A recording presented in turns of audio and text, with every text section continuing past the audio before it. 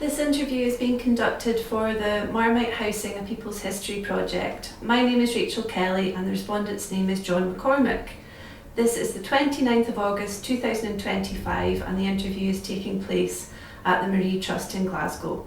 Thanks very much for agreeing to do this interview, John. Pleasure. For the record, could you please confirm your name? John McCormick. And what year, just the year, were you born, please? 1955. And where were you born? Glasgow. And where do you live now? I still live in Glasgow. Okay. So you grew up in, was it a tenement when you were? Initially it was a large detached house, but dilapidated, you know, it was like a slum almost. So we had one room on a floor in that house. That was the first place. Yeah. And did you move somewhere? Whereabouts was that? That was in the Gorbals. Yeah. Do you know the name of the street? South Portland Street. And is that still there? It might be, there might be a part of it, but none of the tenements are there, or none of the big houses are there. They're all gone. Okay. And so where did you move? Your family move after that? We moved quite near, still in the Gorbals, to Bedford Street, and that was a tenement house above a pub. Okay. And what are your memories of that? I remember going to school from there.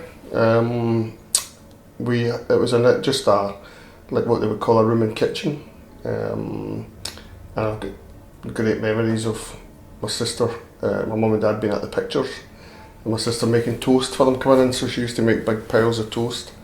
We had lashings of butter on them. Good fun there. I remember there was a curtain, so you come in the door and then there was a curtain, probably to keep out drafts. And I remember we used to play running around the curtain and stuff. I also remember coming home from school one day and there was a photographer there, this man, to take my picture, which my mum got me all nicely dressed and stuff. So I've still got that wee picture, so I remember that being taken. I remember playing in the local streets with my sister. There was just a yard across the road with railings. We used to play there. We'd also play out the back court. The back court was part of the cinema, the Bedford cinema, which has just recently been pulled down. So the back court, so there was a kind of mezzanine in the cinema, and it made the part of our back court. We used to play out there quite a lot, which was good fun. Often we would go to the pictures, not the Bedford, but the other one, the Coliseum, which was just across the road. They were both really, really close. Saturday mornings we'd go to the pictures as well. Remember one time my dad, I think it was one of his friends, had got tickets. I think he worked on the railway or something. There was a special railway club, and we all got tickets to go, and we were given lots of sweets and drinks and stuff like that. So it was really good. I can't remember what we saw, but I remember it being great fun. I think that happened a couple of times. I remember going to school from there, as I said. So we would walk to school. My mum would take me, and then we'd pick up one of my school friends on the way, and then we'd go, and it was St John's Primary School. So how long did you live there for? I lived there, I don't know what age I was when I moved in, but probably 2 or under, and we left when I was 5, which was quite traumatic. I knew we were moving house because my mum and dad had told me. And I knew they were going to see the new house, and I came home from school, and the first time ever there was nobody at home, so I started screaming and crying, and somebody came and got me, and there was a little dairy just beside the close, and they took me in there and they got a wee chair and a glass of milk and sat me down and calmed me down, and then of course my mum and dad came home and I was okay, but I thought they'd abandoned me. What's your most vivid memory of the Gorbals then, as you say? Just a great place to play. I had loads of friends, and just always remember playing in mainly the back court or across the road. Any memories of what games it was that you played? Then just kicking a ball about, just running, hide and seek, stuff like that. Yeah. So where was it? Do you know why your family moved? The place we were in was a private rented place. I remember my mum being really excited. She told me later that she was really excited that she got that place because we were coming from really dilapidated place to this, and it was a much nicer property. It still had an outdoor toilet, but it was better in terms of what we'd been in. But it still wasn't like council, so she was on the list to get a council house, and then eventually one came up, so that was why we moved. Okay, and whereabouts was it you moved to? We moved to Cantine. Okay, and what was the name of the street and the number? Pennycook Street in Cantine, yep. Okay, and can you describe the house to me? How many rooms did it have? That had a living room and 2 bedrooms, kitchen, and we had a bathroom for the first time, which was nice. And did you have a garden?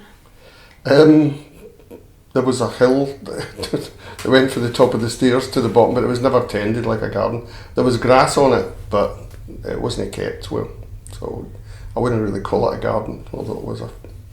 So was it flats then, or It was a 3-storey tenement. Okay, and what was the heating source there? Coal fire at the beginning, yep. Which was a back-to-back with the oven, so the baking and stuff like that, and the cooking was done on the oven, which backed onto the fire. So it was there was a coal bunker in the kitchen. So the fire would go on in the living room and that would heat the cooker, is that right? Yeah, that's right. Okay.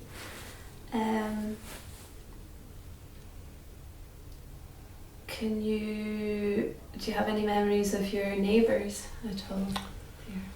Yeah, we had the Campbells next door. Man and woman, and they had a daughter, Wilhelmina, and then upstairs there was the Bellinghams, and they had 2 boys. One was about my age, one was a bit younger. The top floor was the Scots, and the Mr. Scott he had I think 3 daughters, and he was a bin collector, and he used to come home with, if ever we get any toys or that were for boys and were about my age, then he would give me them. So like I got a cowboy outfit and big bus thing and loads of different things from him over the years. He also used to take me shooting rabbits near Hugginfield Loch, but it was a really early rise. We used to get up at like 5 o'clock in the morning to go and do that. But that was quite an experience when you were so young. So. And did you skin the rabbits as well? No, I don't know what happened to them after. You didn't eat them? No. So what are your memories of Hugginfield Loch? Mainly my memories from that are from later on, really, but at that time I only found out later that that's where, because there was fields across from Hugginfield Loch at that time, and that's where we'd go shooting the rabbits. I don't know what, I think it was potatoes that they grew and stuff like that, which was near Hugginfield Loch. So, but later on, in later years, my mum moved to near Hugginfield Loch, so spent more time there when I was older rather than younger. Okay. What did your parents do for work?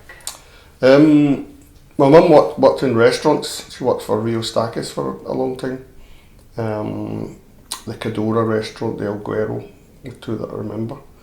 My dad was a lamplighter. When I was quite young, he would come along the street with his little ladder and just light the gas lamps. After that, he never really did much. He was unemployed for a lot of years, really. So my mum she'd go out to work, and she would also go to the fields in Hugginfield Loch and pick potatoes, and as I say, she worked for Rio Stakis. Once the family started coming along, she stopped for a long time, and then she met Rio Stakis in the town, and he said, "Oh, how are you doing, Sadie, and where have you been?" And she said, "I've bring up the family," and he said, "You want to come back and work for me?" So actually ended up going back to work for him again, which was good. So you had more siblings then? Yeah, so my sister was older, she was about 5 years older than me, and then I had a little brother who was 7 years younger, and my little sister who was 14 years younger. Okay, can you remember if there was any shops nearby? Yeah, there was a couple. There was Carntine Road, which was like a 5 minute walk from the house, and there was a butcher there, a newsagent, a couple other shops, maybe a bookies or something. No, the bookies was further away. And then further up Carntine Road there was another set of shops. So there was a big newsagent there, and I think there was another butcher, a couple others. So it was quite well served. Most of them are like Chinese takeaways and stuff like that now, but in those days it was pretty well served, really. Was there a health centre? Can you remember? No, the doctor. We still use the doctor in the Gorbals, Dr. Bertley, and he would do house calls if we were ill. He would come out and he would, in a cold night, his hands would be absolutely freezing, and he would put them on my back and to try and get himself up, but it made you jump. So he was quite good fun as a doctor, and he was our doctor for many years. Yeah. It's a fair distance to travel. Yeah, it was quite surprising. You wouldn't get that nowadays. How about churches? There was a chapel just next door to the shops, and further up near the other shops there was a church as well. Okay. So did you have any wee pals in your close that you played? I played with the Bellinghams that I mentioned earlier. Also, the next close there was a pal. Well, almost every close in Pennycook Street, I had friends, so it was good. And do you know that if any other people from the Gorbals moved there? I didn't know where. They were all there. They all just seemed to be there when I arrived. So, but I don't know whether they'd been anywhere else before. So how about school? Was there a school close to you? It wasn't really close. It was about a mile away, I think. It was in Shettleston, so probably about a mile, I think nowadays. It seemed like a really, really long walk. We went down a street called Rigby Street, where there was a railway bridge, and whenever the winter, if it rained, it flooded. So that was a great excuse. If you got to Rigby Street and it was flooded, you just went back home. That's good. So what was primary school like? I liked primary school. I had good teachers, loads of good friends. Just remember playing all the time. We used to get free milk then as well, so you get a bottle of milk in the morning about 10 o'clock, so that was always good. The school was quite old, so while I was there, they were building a new school, so by the time I got to about 10 and 11 it opened, so I was only there for about a year and then I moved. Okay. Or you moved schools as opposed to houses? I went to secondary school, yeah. So do you remember any outings from school or anything in primary? We went to the theatre, so I can't remember what it was, so I just remember some women's putting her head through the curtains and shouting sausages and stuff. So I don't know what it was, but I remember really enjoying the theatre, and I think that's where it started. That I enjoyed theatre and stuff like that. So I remember we went on a bus to get there, and we had a little brown bag, and there was an apple in it and sort of a couple of other things. I can't remember what it was. I think it was a roll tightly wrapped up in cling film or something like that. Although I don't know if it was cling film then, but probably wasn't wrapped in anything. Just. So you mentioned the Citizens Theatre. When did you? I didn't really start going there till secondary school, I think. That they started a thing called Theatre for Youth, and they came to the school, and then they told us there was this programme, so I joined the programme and then would go there quite a lot and do various things to do with the theatre and stuff, so I really liked it. So were you in plays, or did you do the behind the scenes thing? No, really, but just we didn't actually put on a play, but we would do drama. They would teach us drama and improvisation and all that kind of stuff. So just more having fun with them. But we never actually put on a production. But yeah, you were saying to me before the start of the interview about the citizens. So Yeah. is it fair to say you still like it there? Absolutely love it, yeah, and I can't wait to see the new improved citizens, hopefully. Yeah. So can you describe the citizens at the time, what it was like?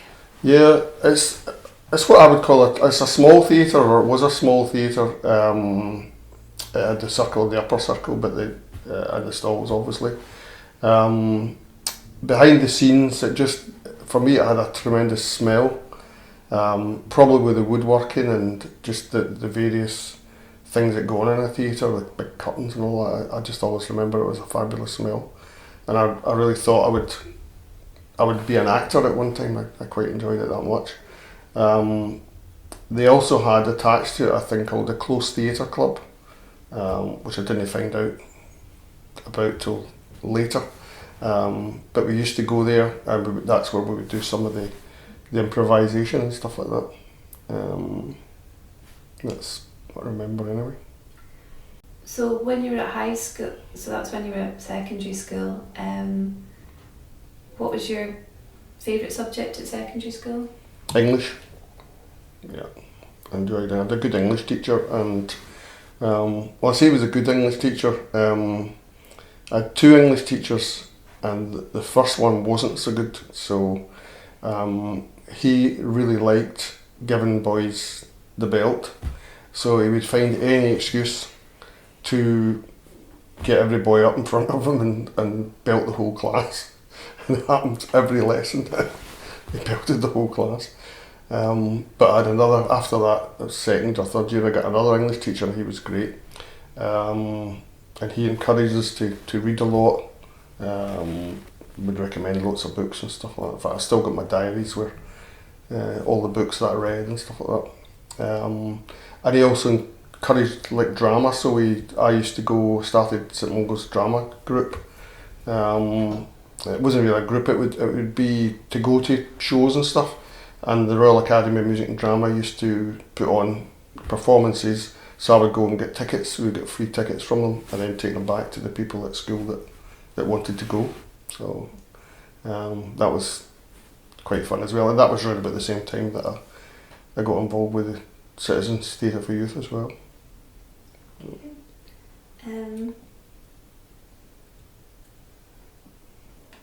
How did you find secondary in general?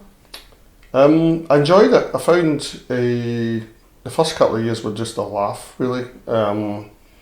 After that, then I started taking it a bit more seriously and then studying a lot for O-levels and higher.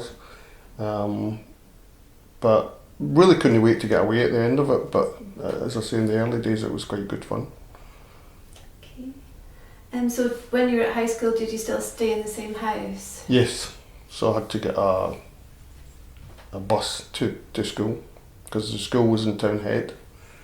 And I was living in Cantine, obviously. So, and at first year, I think, maybe the first 2 years, I had to take my wee brother to school, so I had to walk to the primary school and then get a bus from there to Duke Street and then walk up to Town Head. So that was, I remember that being, I used to get really annoyed that I had to do that. But my wee brother was a bit different from me, so we say. So when he was really young, my mum used to take him to school and then come home, and then she'd go out like in the mid-morning. He would be sitting on the step of the close because he'd come all the way back home. So I don't know if the reason I was to take him to school was to maybe stop him, coming away, but I don't know how that would have worked. But that was my role at that time. Okay, and did anybody from your primary school go to the same secondary? There was only three of us that I remember that were friends. I mean, I think the top 6 went to the senior secondary school then, and so there was 3 that I remember coming from my class at least. Can you remember any particular characters around card time when you were growing up? In current time, there was an old lady lived up the next close, and my mum would always tell me to go and knock her door to see if she needed any messages. So I'd go and check, and she would usually want cigarettes or bread or something, and then I would go to the shops and get the messages for her and take it back. And she'd give me a few coppers for doing it. Can't remember her name. I used to remember her name, but I don't remember it now. There was an old man who, he was a wee bit disabled, and he used to walk. He would maybe be coming back from the pub, but as kids we were quite cruel at shouting names at him and stuff like that, which we wouldn't do it nowadays, but back then that's what kids did. That's all the characters I can really think about. One of my friends, his dad lived across the street. His dad had a car, which was the only person in the street that had a car, and he used to take us away to I think it was called Bishop's Loch, which is near Easterhouse, and we would, spend the day there, read about the water, fishing nets and playing football and stuff. So that was always good fun. But they moved away. They moved to England when probably I was about 11. He was 11, so that all stopped at that point. And so did you know other families in the street? Yeah, we knew almost everybody in the street. Yeah. As I said, all my friends were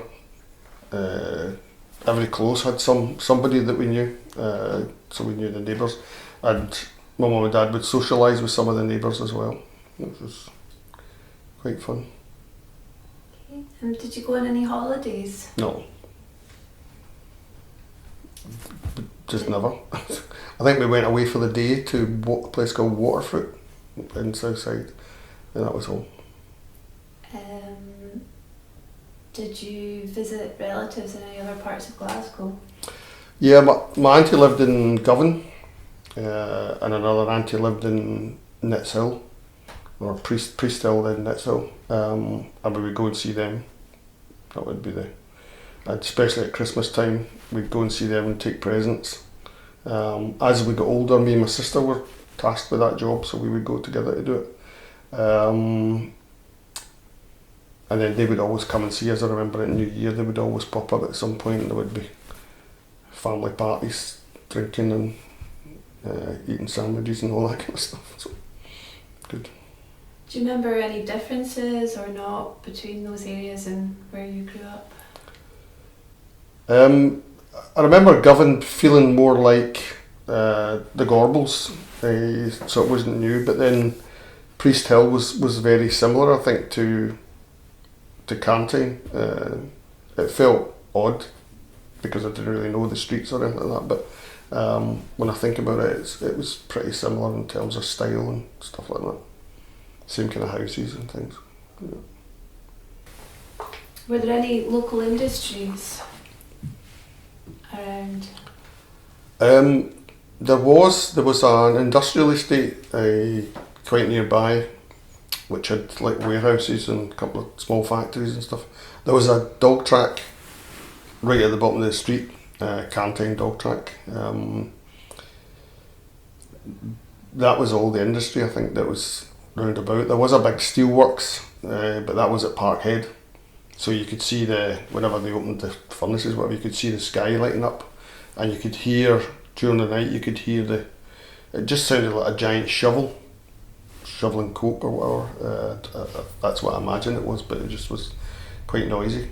The dog track, we would, when I was about 10, 11, 12, whenever there was races on, people would come and park their cars in the local streets, and then we'd go and ask them if we could look after their car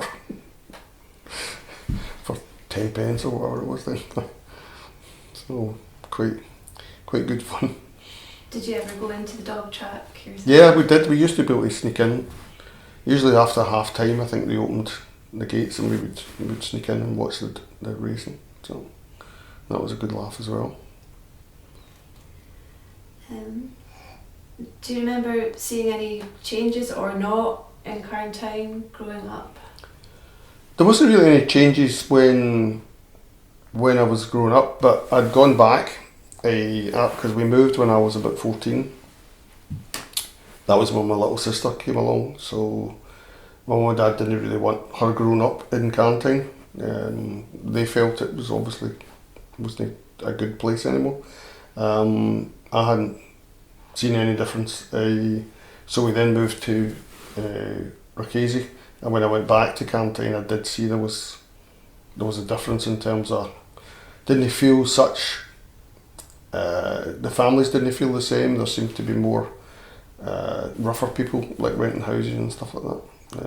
I don't know if it was private renters or whatever, but it definitely seemed different.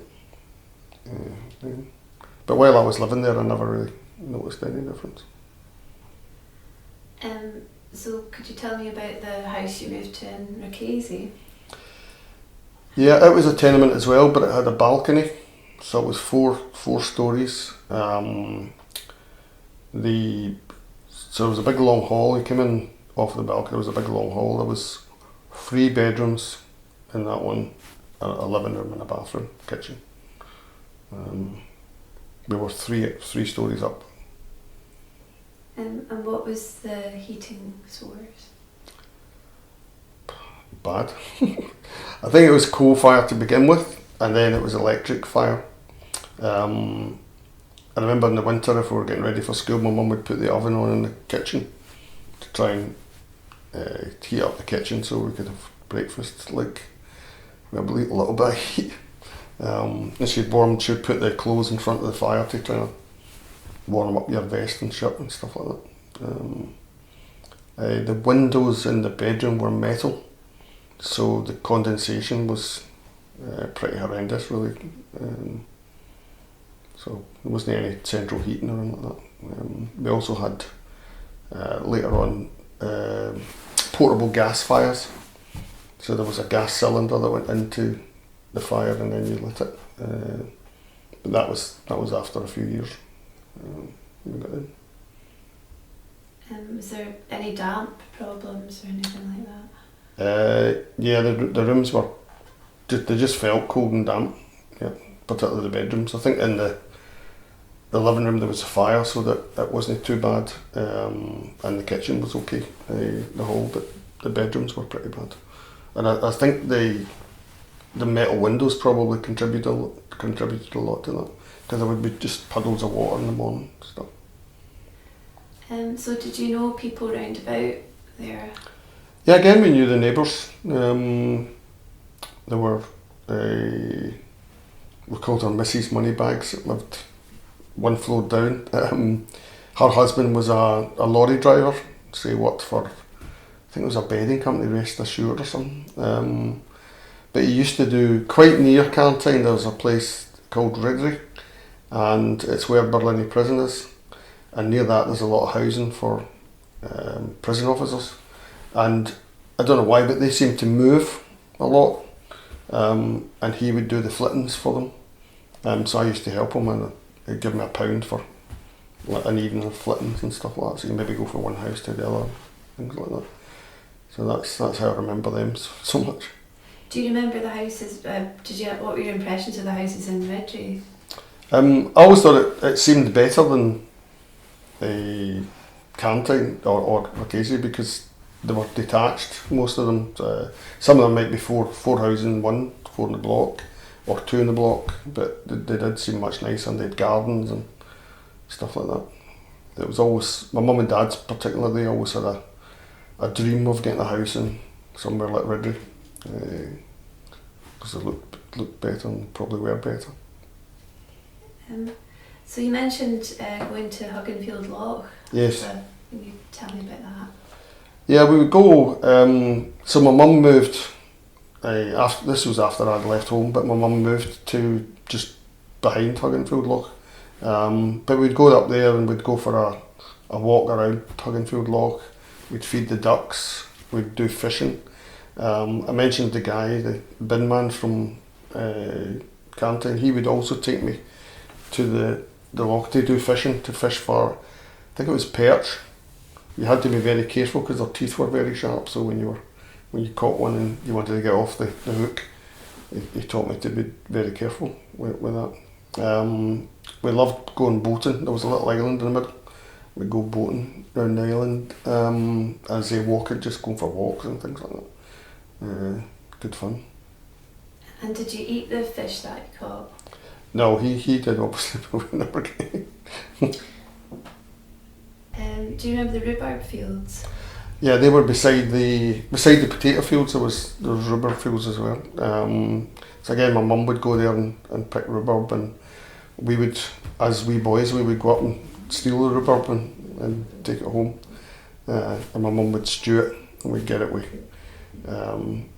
stewed rhubarb and custard, or we'd get a bag, bit of newspaper rolled up, and then sugar poured in it, and then you would dip the rhubarb in the sugar and then eat it, and that was delicious.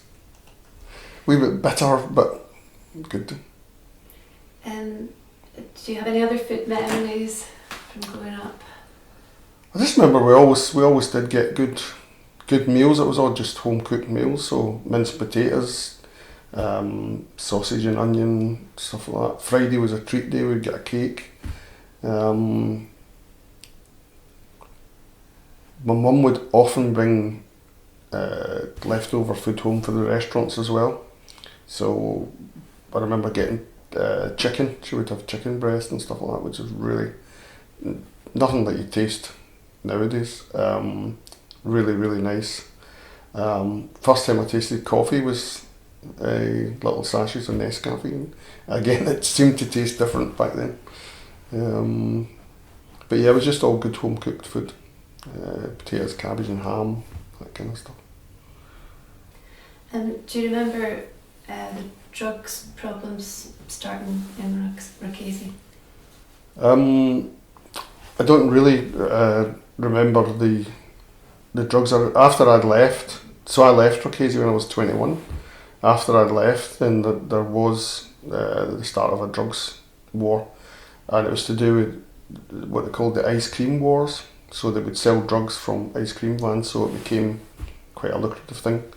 The street I lived on was Millencroft Road, and behind that was a street called Bank End Street, which fronted the motorway really. And there was a family there, the Doyles, that my little sister and my little brother had gone to school with the kids, and that was firebombed one night while they were all in the house. So it was quite a lot of the family were killed. And that was through the drugs war that was going on. As I say, they called it the ice cream wars. So how did you feel about the media portrayal of your area during that time? Well, again, when I'd moved out at 21, and I think it did deteriorate a lot. I remember reading the Evening Times, and there was a double page spread, and it was a question, but it said, "Is this the worst street in Glasgow?" And it was Millencroft Road. So the pleasure of growing up in the worst street in Glasgow. But I was only there from 14 to 21. But my little sister and brother, they were brought up in that. There was quite a lot of gangs and stuff like that as well. Before the motorway was built, there was a canal that ran between Rockazy and Cranhill. So we used to go and fight with the boys from Cranhill for no other reason that they were from a different place.